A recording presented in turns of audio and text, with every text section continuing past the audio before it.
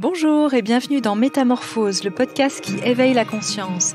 Chaque lundi, dès 7h, nous partons à la découverte d'une personnalité lumineuse et qui porte une voix d'éveil des consciences.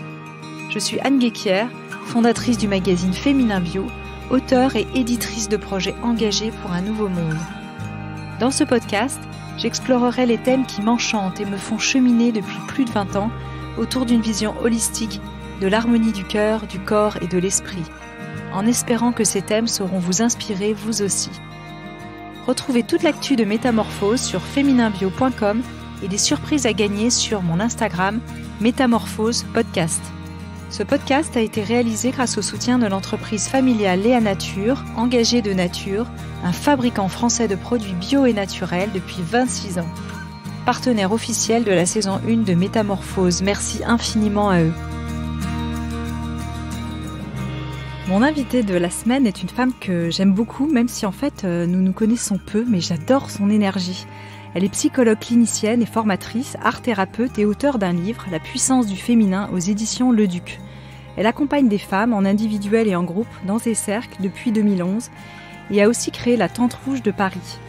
Femme poisson, elle organise des retraites en Égypte pour plonger dans les profondeurs de son féminin. Nous allons parler de la reconnexion à la puissance du féminin. J'ai la joie d'accueillir Camille Sfez. Bonjour Camille.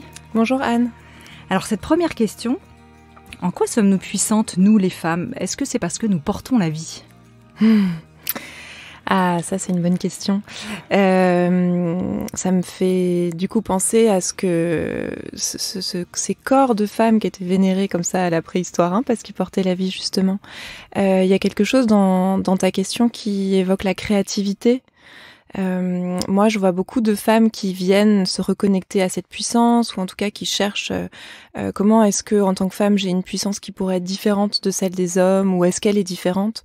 Et une des réponses pour moi, c'est vraiment d'aller se reconnecter à cette créativité justement, et à notre capacité à être des rêveuses. C'est-à-dire que pour créer, comme quand une femme crée la vie, dans son utérus, en tout cas dans ma croyance, dans ma vision des choses, il y a l'âme d'un enfant qui vient s'incarner. Et donc notre utérus, c'est l'endroit où quelque chose du monde invisible vient prendre corps et matière.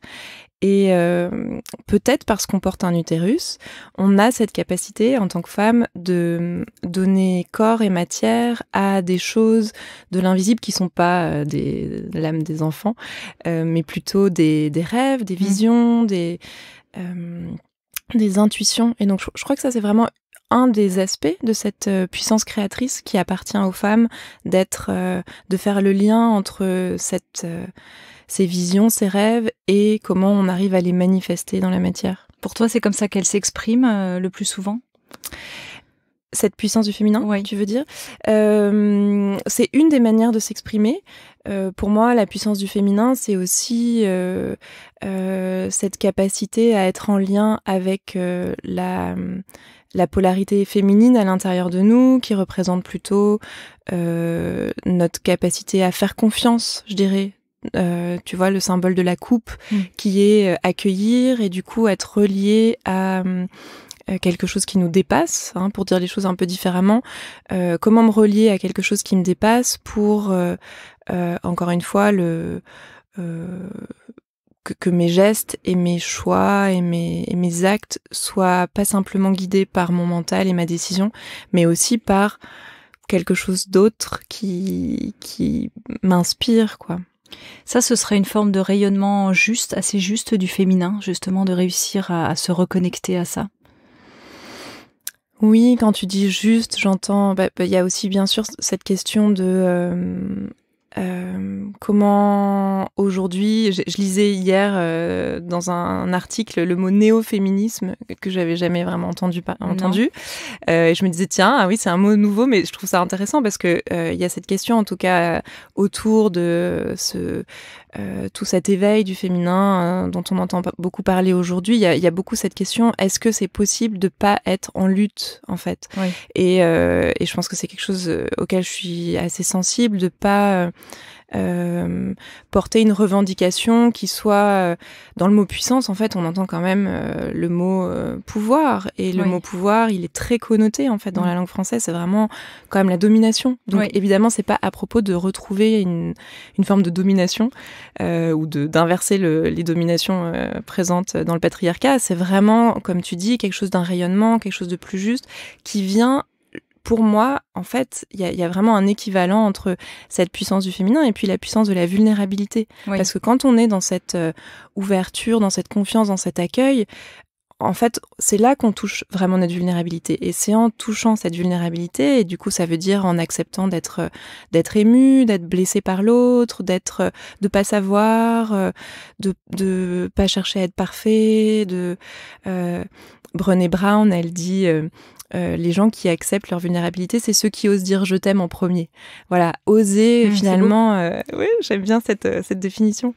Oser se montrer à l'autre tel que je suis, me montrer à l'autre tel que je suis, et du coup dans cet état-là où je tombe les masques, je tombe la carapace, il y a vraiment une forme de puissance et de rayonnement dont tu parles qui émerge en fait. Et pour moi, il y a vraiment quelque chose qui se joue à cet endroit-là.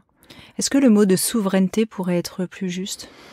Oui, c'est un mot qui est beau. La souveraine, c'est vraiment cet archétype de la femme qui est en même temps capable d'être en lien et en émotion avec les autres, qui est en même temps capable de garder son territoire et de mettre des limites, d'être la guerrière. Et puis en même temps, elle intègre aussi l'archétype de la magicienne qui transforme. Et la souveraine, elle rassemble ces différentes facettes en fait. Donc oui, il y a vraiment comment, avant tout, moi, une des premières choses que j'apprends aux femmes, ou en tout cas dont je parle aux femmes quand elles viennent dans les cercles, c'est qu'est-ce que c'est que cette question de l'espace sacré ? Comment on est gardienne de notre espace sacré, de notre terre, de notre territoire, c'est-à-dire y connaître les contours, savoir qui on laisse rentrer, savoir comment on rentre dans l'espace sacré de l'autre, comment on le protège, comment on le nourrit, et la souveraine, c'est ce qu'elle fait. Oui. Alors à ce sujet, qu'est-ce que le féminin sacré ? Pourquoi est-ce qu'on a besoin de rajouter sacré au féminin ? Est-ce que le féminin n'est pas sacré par essence, comme le masculin ? Oui, exact. Enfin, en tout cas, ce mot du féminin sacré, on entend aussi pas mal parler. Pour moi, féminin sacré, ça parle de ce temps dans l'histoire de l'humanité où ce qui était sacré, c'était féminin. C'était ce corps des femmes dont on parlait tout à l'heure. C'était donc en fait dans l'histoire de l'humanité, c'est plutôt au moment de la préhistoire que ça s'est passé, que on va dire qu'on voit des traces du culte de cette déesse mère qui ont perduré jusqu'à à peu près 600 avant Jésus-Christ, quelque chose comme ça. Mais du coup, c'est un temps de l'histoire de l'humanité qui est assez ancien, de moins 40 000 jusqu'à du coup à peu près moins 1000 avant Jésus-Christ. Et ce temps-là de l'histoire, ce qui était sacré, ce qui était divin, c'était cette représentation que les hommes et les femmes avaient de cette déesse mère qui est un peu comme notre première ancêtre en fait, qui est un peu comme notre arrière-grand-mère, qui n'était pas le féminin du dieu monothéiste, qui était en fait cette source de vie présente dans chaque chose et voilà, gardienne de l'abondance, de la mort, de la résurrection. Cette déesse, elle accompagnait le lien au sacré des hommes et des femmes de cette époque. Donc le féminin sacré, pour moi, ça évoque plutôt ce temps de l'histoire de l'humanité. Aujourd'hui, quand on parle de féminin sacré, on parle en même temps peut-être de ça, en même temps de tout ce travail que les femmes et les hommes mettent en œuvre, mais bon, je parle plutôt de tout ce travail des femmes pour retrouver leur liberté. Oui. Donc oui, bien sûr, on peut dire c'est un travail sacré, mais enfin c'est surtout un travail de libération pour moi et de travail sur les mémoires, sur notre héritage, sur le fait de ne pas croire que on est des êtres humains. Je crois que quand on est dans un corps de femme, on peut pas faire l'économie de cette question de l'héritage des hommes et des femmes qui date depuis des milliers d'années où les femmes ont été dominées. Donc se poser cette question-là de notre héritage, de nos lignées familiales. C'est pour moi une voie de retrouver plus de liberté en tant que femme.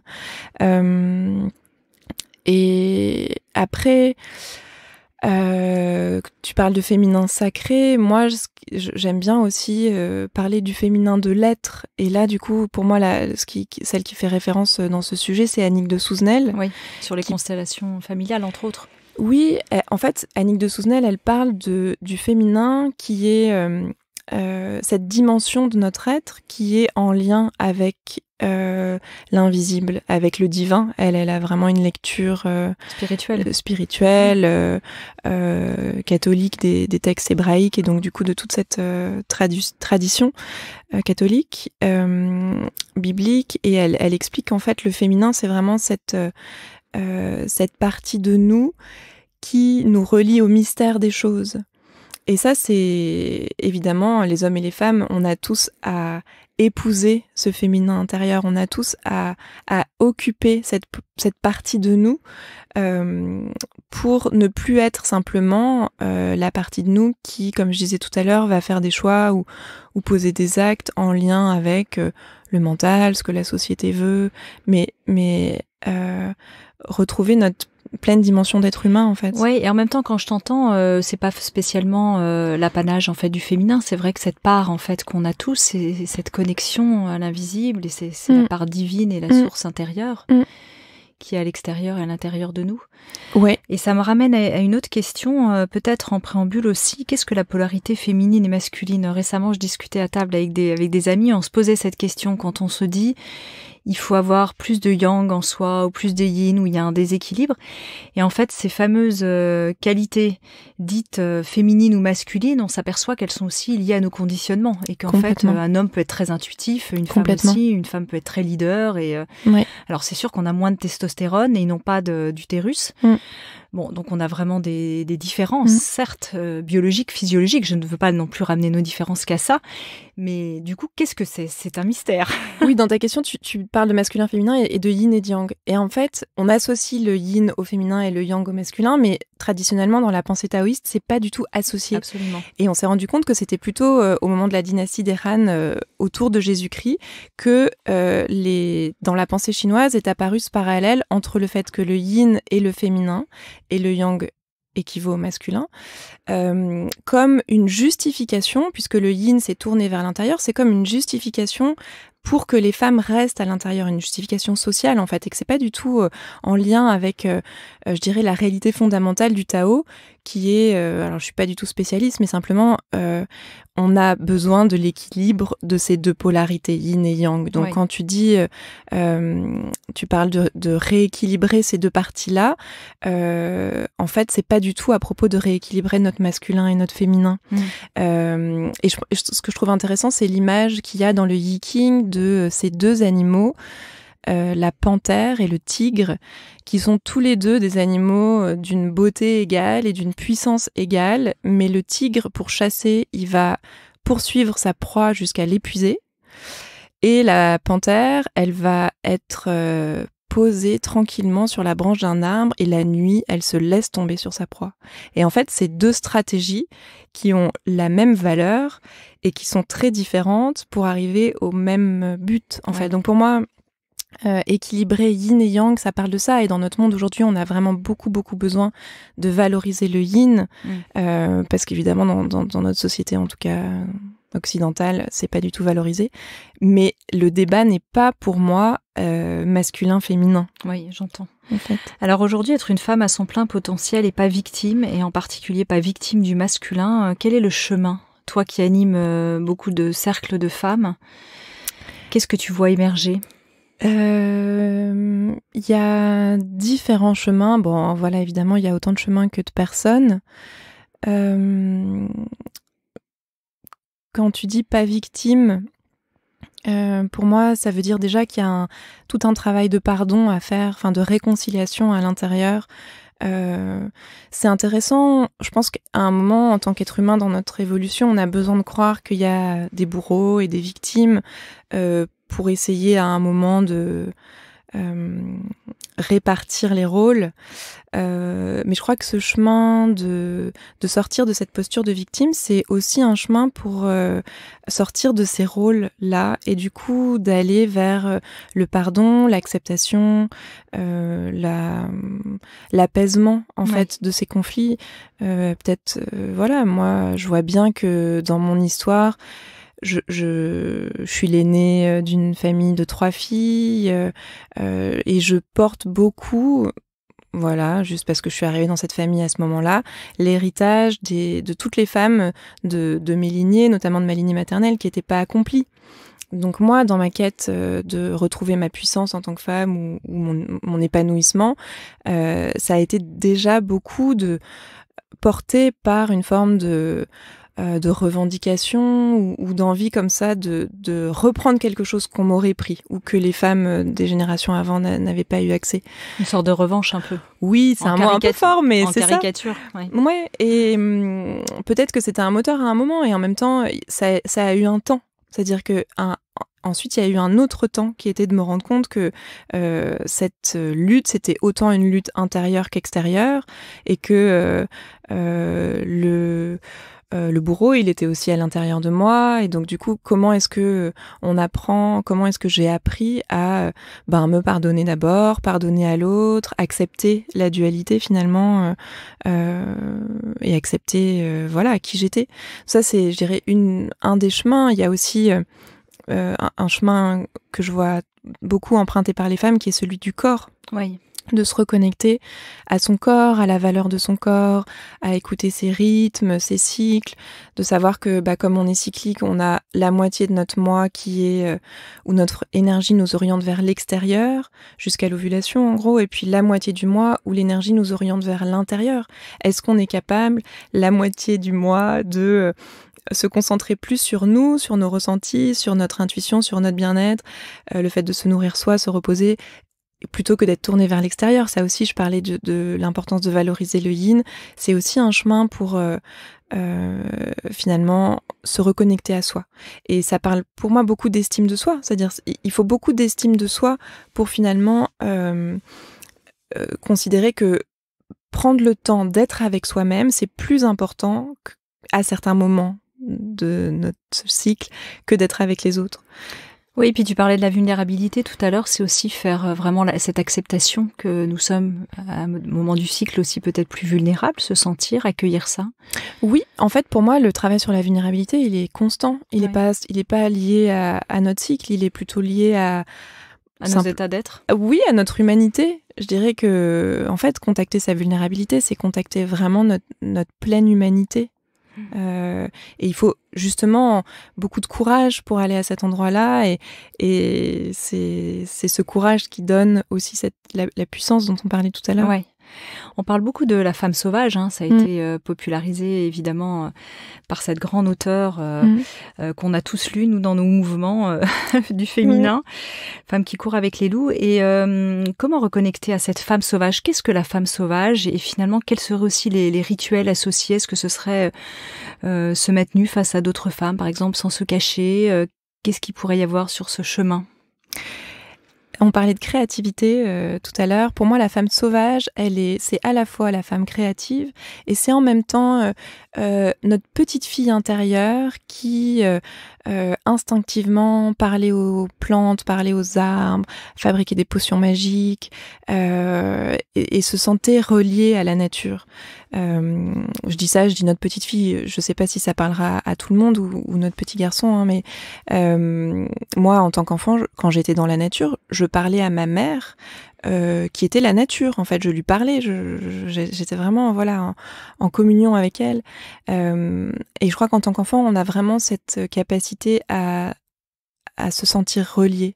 Donc la femme sauvage, c'est celle qui sait qu'elle est reliée aux autres règnes, au cycle de la lune, au rythme du temps, et qu'elle finalement c'est s'inscrire comme dans une cosmogonie, c'est peut-être un mot un peu fort, mais simplement dans une boussole, quoi.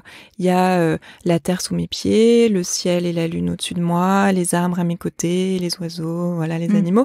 Et du coup, finalement, j'installe autour de moi tout un paysage vivant qui fait que je suis plus seule encore une fois, à vivre ma vie. Donc, j'ai toutes ces ressources autour de moi qui font que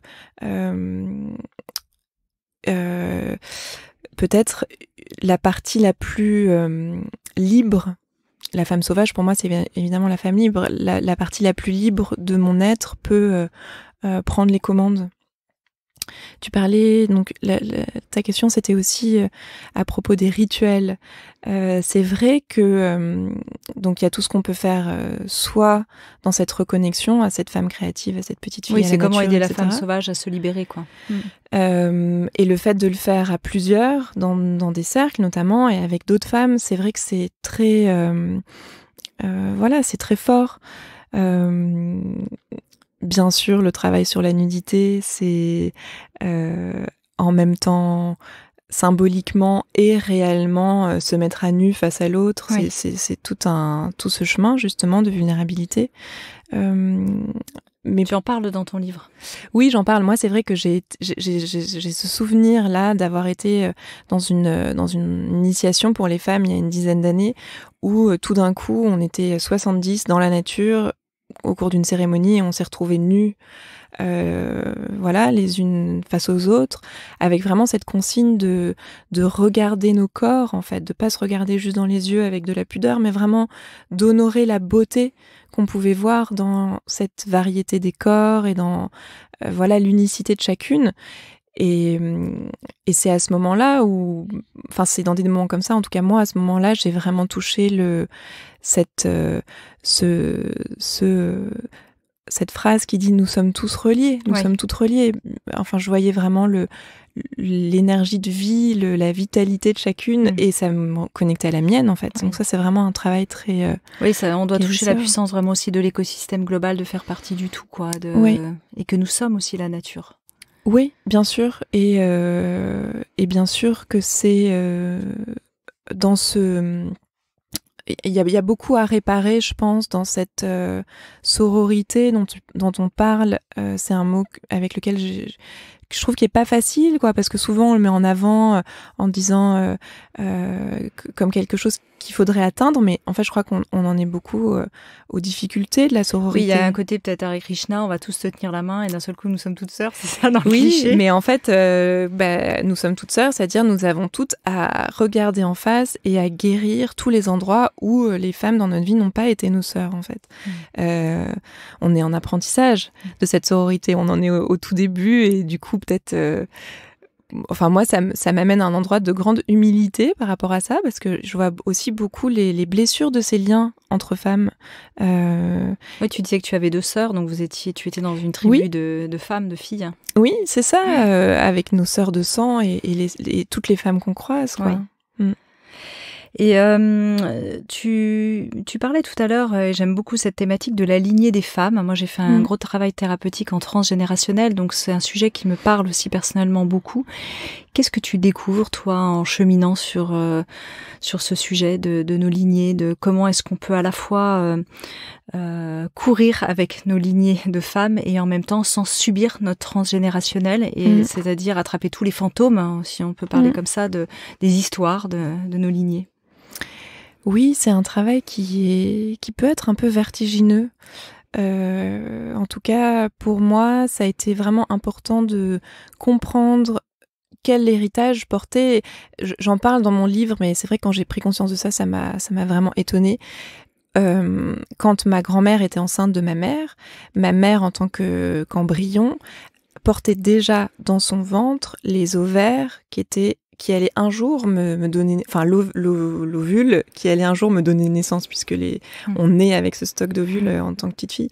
Donc moi, en fait, d'une certaine manière, il y avait déjà la cellule qui allait me permettre d'exister, qui était déjà dans le ventre de ma grand-mère, quoi. C'est l'être en devenir de l'être en devenir, voilà. etc. Ouais. Donc ça, c'est de la biologie, mais évidemment, psychiquement, ma vie psychique, elle était portée par la vie psychique de ma mère, de ma grand-mère, et puis de toutes ces femmes. Donc déjà, c'est prendre conscience que on est l'héritière de toutes ces femmes-là.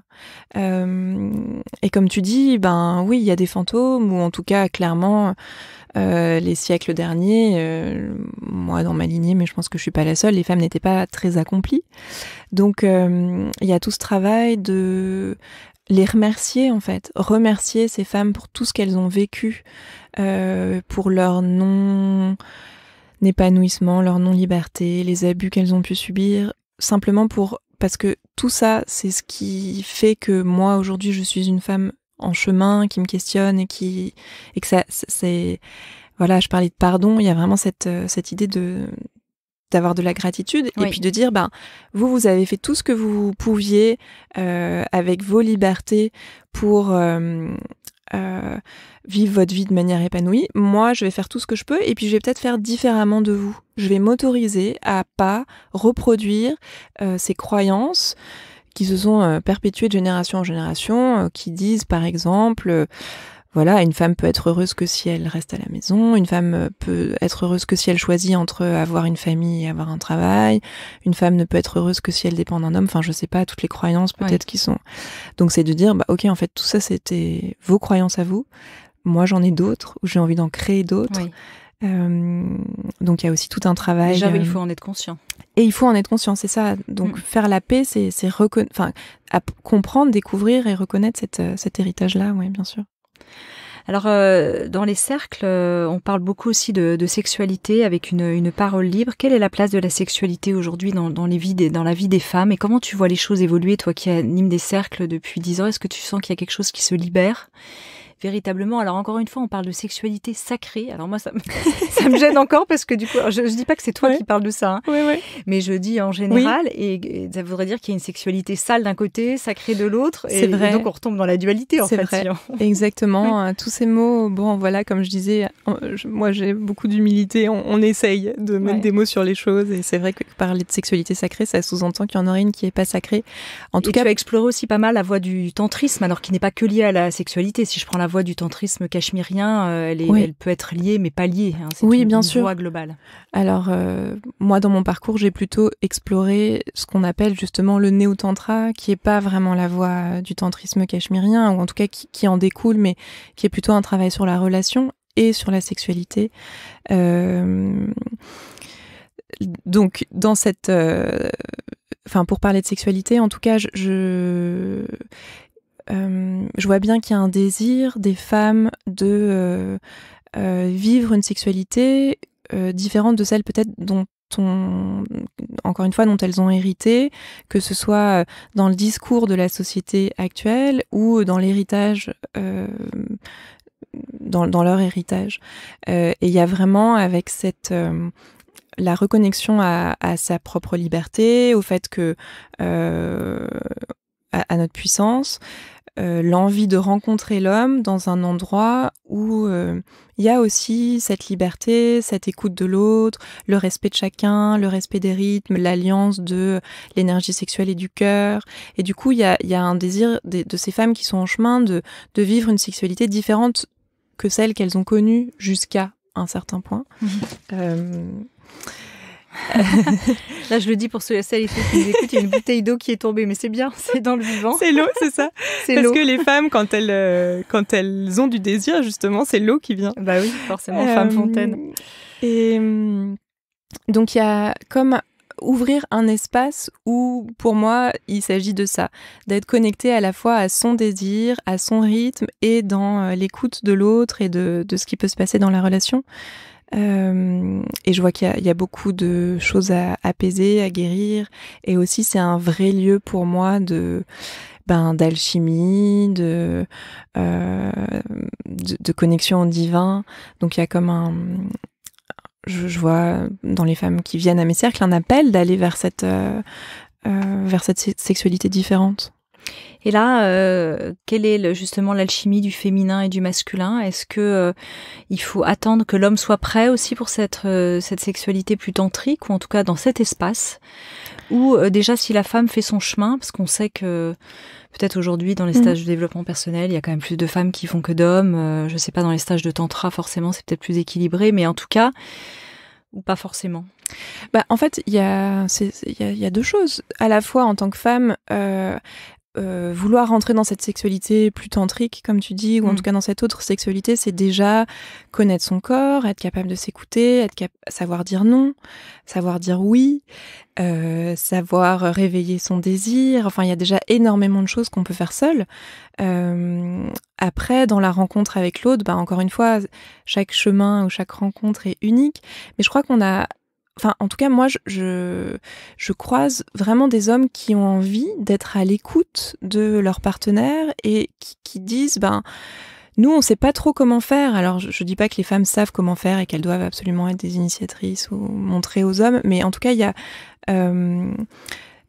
pour moi, dans mon histoire, être capable de me faire suffisamment confiance pour dire, je sais ce qui est bon pour moi et je sais ce qui est bon pour nous. Et je vais pas remettre, encore une fois, je vais pas remettre mon pouvoir à l'autre qui saurait mieux que moi, et donc je vais pas remettre mon pouvoir à l'homme qui saurait mieux que moi. Je vais vraiment être à l'écoute de ce qui se passe à l'intérieur et faire confiance que si je suis dans cette écoute-là et dans peut-être ce rythme différent, la rencontre va être possible et une autre rencontre va être possible. Donc voilà, pour moi en fait c'est vraiment un espace d'écoute finalement. Et on peut avoir envie d'un autre rythme ou pas, en fait. Oui, bien sûr. Et ça peut être, finalement, on peut aussi se rencontrer, tout est OK, quelque part. Oui, bien sûr. Je me souviens d'une femme comme ça qui me posait la question. On n'est évidemment pas en train de dire qu'il y a des choses qui seraient OK, d'autres pas OK, des pratiques qui seraient bien, d'autres pas bien, encore une fois. C'est à chaque instant, est-ce que je peux choisir ce que j'ai envie de vivre ? Et est-ce que je le choisis parce que je sais ce qui est bon pour moi ou je suis ouverte à la découverte de ce que je ne sais pas et donc je vais explorer ? Ou est-ce que je choisis parce que je me dis qu'il faut faire comme ça, parce qu'on m'a dit que ce serait bien de faire comme ci, parce que pour faire plaisir à l'autre, je vais faire comme ça. Donc c'est en fait d'où vient mon choix et c'est pour ça que c'est cette question du désir en fait. Oui. Qu'est-ce qui m'anime à ce moment-là ? C'est à rigolo cet parce que instant-là. Quand tu dis à ce moment-là, c'est à cet instant-là, précis. exactement. Oui, et puis ça peut changer d'une fois sur l'autre. Oui. Là, on enregistre ce podcast presque au solstice d'été et ça me fait penser à ces rites païens où les hommes et les femmes se retrouvaient pour célébrer le solstice d'été, où en fait le désir était le symbole que ce divin était là entre un homme et une femme, et donc suivre son désir, c'était honorer le divin en fait. Donc retrouvons ça. Oui. C'est aussi notre part animale. Il y a aussi une part, on est des corps incarnés et la part animale parle et c'est important aussi de l'écouter, d'être à son écoute. Oui, parce qu'en fait, finalement, c'est peut-être la même chose. C'est-à-dire que ce qui nous coupe de notre corps, c'est notre mental, c'est nos croyances. Et donc là, dire qu'il y a quelque chose d'autre qui prend le relais, moi j'utilisais le mot divin à l'instant, mais comme tu dis, ce qui prend le relais, c'est peut-être simplement l'intelligence du corps, la pleine présence, la vitalité, qui sont plutôt des mots qui vont du côté de l'animalité, oui. Alors tu organises, je disais en introduction, des retraites en Égypte à la rencontre du féminin et des cétacés. Oui. Je trouve ça vraiment très beau. Quel lien vibratoire particulier la femme a-t-elle avec les dauphins, les baleines ? Et finalement, qu'est-ce qu'ils ont à nous apprendre ? Écoute, c'est une question à laquelle j'ai pas vraiment réfléchi. Je sais pas si c'est vraiment en tant que femme qu'on a un lien particulier aux cétacés. En tout cas, je vois... Non, c'est vrai. Ça, je suis complètement d'accord. Je pense que l'être humain est vraiment lié aux cétacés. En revanche, là, c'était des cercles plus autour du féminin que tu animais. Oui, complètement. Donc là, c'était vraiment dans ce lien. Oui, moi, en fait, j'ai... de la femme poisson, on va dire. C'est ça, j'ai accompagné des femmes à la rencontre de leur profondeur. Elles venaient à la fois faire de l'apnée, donc descendre dans cette profondeur, dans ces profondeurs de la mer, cette matrice, et en même temps descendre dans les profondeurs d'elles-mêmes. Et ce qui est intéressant, c'est qu'on a vraiment vu avec Laïna Sato, la femme avec qui j'ai organisé cette retraite, que le travail sur le fait d'aller dans ces profondeurs intérieures et donc cette vulnérabilité dont je parlais tout à l'heure, ça a beaucoup aidé les femmes à descendre dans les profondeurs de la mer, en fait. Il y a vraiment cette connexion à l'eau, qui nous ramène à cette immensité, en fait, à cette matrice dans laquelle on est justement toutes reliées, connectées par la pensée aux autres êtres vivants. Et quand on nage avec les dauphins, moi c'est vraiment ce qui m'a le plus touché, c'est cette sensation de pouvoir vraiment communiquer avec eux, en fait, Oui. de cette fraternité avec ces animaux qui sont, quand on nage avec eux, qui justement n'arrêtent pas de faire l'amour, qui sont là avec leur bébé, tous en groupe, qui jouent, qui nous ramènent à notre joie, Oui. en fait. À l'enfant intérieur. Oui. À la joie de l'enfant À intérieur. la joie, oui. Je sais que tu fais aussi beaucoup de connexions et que tu aimes beaucoup ce sujet du monde sensible qu'on porte à travers notre corps et qu'on peut exprimer à travers le chant, la danse, l'art. Tu parlais beaucoup de créativité tout à l'heure. Et tu cites Annick de Souzenel justement sur la rencontre avec le féminin qui ne procède pas de l'acquisition d'un savoir, c'est la rencontre avec le mystère des choses. Alors ça, j'aime beaucoup. Ouais, c'est... En fait, je découvre vraiment ces dernières années ce que c'est que mon intuition, ou en tout cas cette capacité à être connectée de manière sensible au monde par mon corps, c'est-à-dire que par ma peau, par mes ressentis corporels. Et c'est vrai que tout le travail de danse que je fais depuis longtemps, mais notamment de chant ces dernières années, me nourrissent beaucoup et m'intéressent dans, encore une fois, comment est-ce qu'on peut vivre sa vie en ayant conscience que on a toute une réserve de ressources à notre disposition à laquelle on peut avoir accès quand on rentre dans cette écoute du corps, dans cette écoute sensible du monde. Ça me fait penser aussi aux travaux peut-être d'Otto Scharmer, ce prof du MIT qui travaille sur le leadership et qui a créé cet institut de la présence, en fait. Comment simplement notre présence nous permet d'avoir accès à d'autres informations, qui n'est pas simplement l'écoute empathique, l'écoute de l'autre, mais vraiment une écoute plus globale de ce qui se passe dans le champ autour de nous. Et moi, je sens qu'il y a tout un univers que j'ai envie encore de découvrir dans cette connexion sensible au monde. À la fois, nous avons un corps et nous sommes notre corps. Et en même temps, quand nous partons, nous ne sommes plus notre corps. Oui. C'est ça qui est étrange. Oui, complètement. Et quand on l'a, ce corps, soyons dedans, quoi. Enfin, je dis ça parce que moi, c'est tout un travail pour moi. J'étais très rêveuse. Je parlais de la rêveuse tout à l'heure. En tant qu'enfant, moi, j'étais très rêveuse. Donc, c'était très facile pour moi de partir un peu loin et de laisser mon corps là où il était, sur Terre.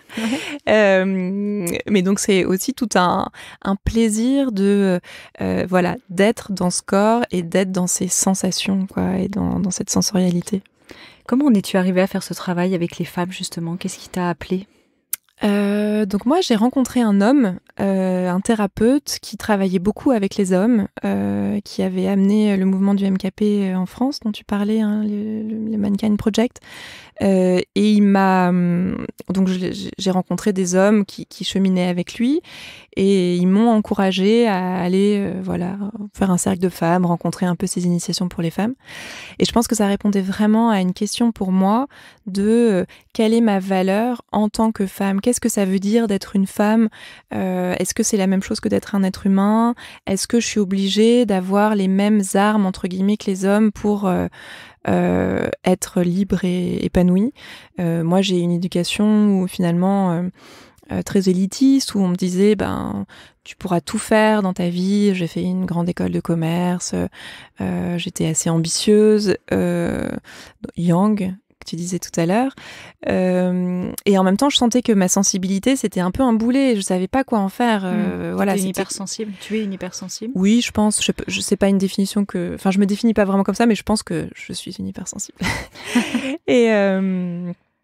Et du coup, aller à la rencontrer ce travail sur le féminin, c'était de me dire que je pouvais... Il y avait une dimension de moi-même à laquelle j'avais pas eu accès dans la société ou dans mon éducation, et que j'allais pouvoir explorer, et ça allait me rendre plus complète, en fait. Donc voilà, pour moi, c'est vraiment ce désir de...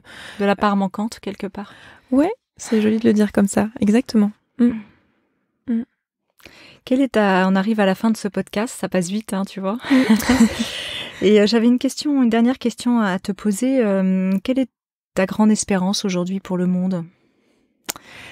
J'aimerais que les hommes et les femmes soient plus pleinement présents dans leur cœur et que du coup peut-être de nouveaux modes de relation puissent s'installer dans lesquels hommes et femmes on soit à la fois dans cette puissance dont on parlait tout à l'heure et dans notre cœur, créer quelque chose de plus harmonieux de cette manière-là. Et donc favoriser des cercles mixtes en ce sens, c'est bien ? Oui, du coup, c'est quelque chose que j'ai envie que je suis en train de développer aujourd'hui. Ça part vraiment d'une envie personnelle d'ouvrir un peu mon champ d'exploration et aussi porté par ce désir d'un meilleur équilibre où on puisse être en équanimité. C'est un mot que j'aime bien, c'est-à-dire qu'on a la même valeur. On n'est pas les mêmes, mais on a autant les deux sexes ont autant à apporter au monde, quoi. Comment est-ce qu'on peut être ensemble pour apporter au monde? C'est très beau. Camille Sfez, merci infiniment. Merci à toi, Anne. Pour ce podcast. Je rappelle le titre de ton livre, La puissance du féminin, aux éditions Le Duc, qui est préfacé par Monique Grandet. Et ton site internet, renoueravecsonféminin.fr. Tu en as un autre ou c'est celui-là sur lequel Non, c'est celui-là. Il y a toutes les informations qui te concernent. Parfait, merci beaucoup. Merci à toi, Anne. Merci de nous avoir écoutés. Pour me retrouver chaque semaine, abonnez-vous gratuitement sur Apple Podcasts ou sur votre plateforme préférée. Si vous aimez le podcast Métamorphose, n'hésitez pas à le soutenir pour favoriser sa diffusion en lui donnant 5 étoiles et découvrez en avant-première la personnalité de la semaine sur Instagram à l'adresse Métamorphose Podcast. Merci encore infiniment à notre cher partenaire officiel, Léa Nature, engagée de nature, et premier fabricant français indépendant de produits bio et naturels dont ces marques bio reversent 1% de leur chiffre d'affaires pour la planète.